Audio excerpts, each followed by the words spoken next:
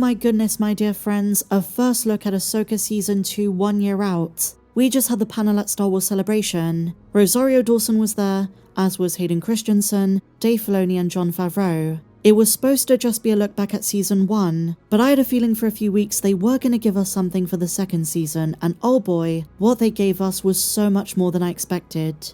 I mean, just the other day, the Mandalorian and Grogu panel gave us information for the Sean Levy movie. You never know what's going to happen, and I'm glad I was hopeful, my dear friends, because we have an exclusive first look at Ahsoka Season 2. Those in attendance were treated to a very interesting teaser trailer. There was no footage, but tons of concept art, and it revealed so much about the villains, the heroes, what's going on Peridea, returning characters, and new characters. If you're excited for the kinds of things Dave Filoni's gonna bring into the second season, you're gonna have your mind blown. Alright, I'm being silly, I'm in a silly mood. But let's get straight into this. So during the panel, Dave Filoni and Rosario Dawson reflected on working on the first season. Things got emotional very quick. They recounted memories of the late great Ray Stevenson. And then they gave us our very first look at Rory McCann as Baylan. And I have to say, I think he looks amazing. The transition from Ray to Rory is pretty seamless, and way better than I expected. It just works. The look, the overall aesthetic. There's already been a lot of scrutiny and criticism for this choice, but we have to remember, unfortunately Ray is no longer with us. You're never going to have Ray Stevenson 2.0. We can debate all day about likeness. Was this the right decision? Should they have cast, I don't know, Russell Crowe or someone else? But I think Rory McCann is a great fit. Because not only is he an amazing actor who has the right physique and stature, but he was also a close friend of Ray, so he's got that extra motivation to get it right, and really pay homage to the legacy of his friend. And adding to this sentiment, Dave Filoni said this: his whole focus, talking about McCann, is to not let Ray down, and to not let you down.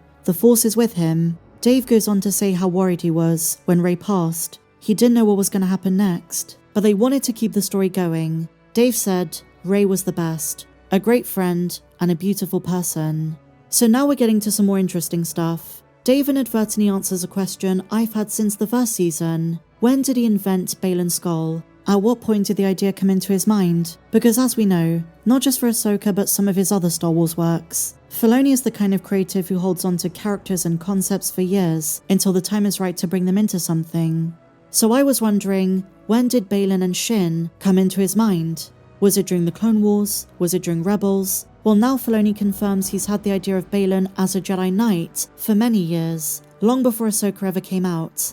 And I know they didn't say anything about an animated project, this wasn't announced at the animation panel, but at some point, I'm still hoping for a Baylan backstory during a Tales of anthology show. Who knows? But now onto the trailer, some of the more juicy stuff. The trailer opens, and the style is rather comedic. Dave Filoni said he was inspired to put this together watching a trailer for The Empire Strikes Back, and there is an old-fashioned narrator talking over it, describing every scene, talking in a grandiose manner about the heroes and the villains and the stakes of the second season. And Lucasfilm didn't hold back. I'm just going to go through some of the main beats. The concept art jumps through various points of Season 2. There isn't always a rhyme or reason, I'm just going to go through some of the big stuff, and I will just say for copyright reasons, I can't show everything. But let's go through this. First of all, my dear friends, baby loth cats. These are so darn adorable. Some people are calling them loth balls, but that sounds like something Sabine might describe, something relating to her boyfriend Ezra Bridger, but anyway. The trailer demonstrates the season goes back and forth between Peridea and the known galaxy. Ezra is about to pilot an A-Wing, and guess what guys? Zeb is back. Not just in The Mandalorian and Grogu, but now Ahsoka Season 2. He wasn't in the first season, but because both the Mandalorian movie and Ahsoka come out in the same year, I do have to wonder if there is any interconnectivity in the storylines. Something else to note, the dark side threats are not just on Peridea. In the known galaxy, Thrawn and the Great Mothers have returned, and it looks as though whatever was in the catacombs have now hatched. Some kind of warrior assassins, ones who are gonna fight New Republic officers. A couple of photos do show this, and the New Republic is actually gonna land on Dathomir, where Thrawn is. Also, my dear friends, Enoch is back, and Thrawn seems to hire more bounty hunters, assassins, and mercenaries.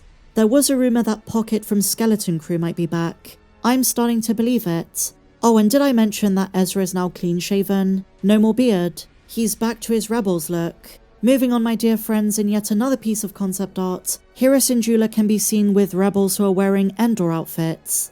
And then we go to Peridea. Shin Hati is gonna fight Ahsoka again, but also, she's about to fight Huyang. He's about to go full General Grievous. He has a lightsaber in each hand. Is Shin about to destroy him? I think Star Wars fans would be very upset if that was about to go down. Now, if you've stayed until this point, you're about to hear some of the more crazy stuff. On Peridea, there are some more Force cults. I actually predicted this a couple of days ago. The description says, some ancient and dark machines roam Peridea. There is a giant, robotic, Sith demon, and it's connected to the bandits and connected to the Mortis gods. Is this a minion and creation of the mother, Abeloth? In the concept art, we see this gigantic robot taking on Ahsoka and Sabine. And going back to what I said a couple of minutes ago about Dave Filoni recycling ideas, this monster originates in concept art for the Clone Wars, an unused arc about what's beneath the Jedi Temple on Coruscant. This monster is related to the Sith. Dave said this: the Jedi Temple on Coruscant was built on top of other ancient ruins, as well as other religions of the Force, and we were going to show if you go all the way down, you find the skeletal, Sith, Kaiju-like beast. And that beast is being brought back for the second season of Ahsoka, much further down the timeline than the Clone Wars, but relating to the dark side nonetheless. What Force spirit resides on Peridea, controlling it? I'm gonna say the Mother. All signs point to Abeloth. I have to admit, the concepts look insane. One cool photo shows Baylan spying on Ahsoka and Sabine, finding out what they're up to, realizing they too have been stranded. So there are all these different groups: Force cults, the Mortis gods, which today Filoni said are going to be very important, more Anakin, as Hayden Christensen added. And I just want to share with you my favourite of all of these spoilers. Dave Filoni confirms of all characters, Admiral Ackbar of the New Republic is about to be a leading character. I love it. Are we possibly going to see Leia Organa or Han Solo? Fingers crossed. I have seen fan complaints about this suggestion. Some say, well, we don't need that kind of fan service. The thing is, Ahsoka Season 2 makes sense to me. This is the season that's going to tie into Dave Filoni's film. So you do expect some kind of wider Star Wars galactic connections. He was already in the first season, and so was C-3PO. Not to mention that in both canon and the expanded universe, Ackbar is one of the most important people in the New Republic government. To me, it doesn't seem too crazy. But one thing that was Jon Favreau giving his input. Jon Favreau gave some comments about Grand Admiral Thrawn, and he said this: you have to write the villain smart. Thrawn doesn't have the Force, he doesn't have special abilities, he's just calculated, and has a good strategy.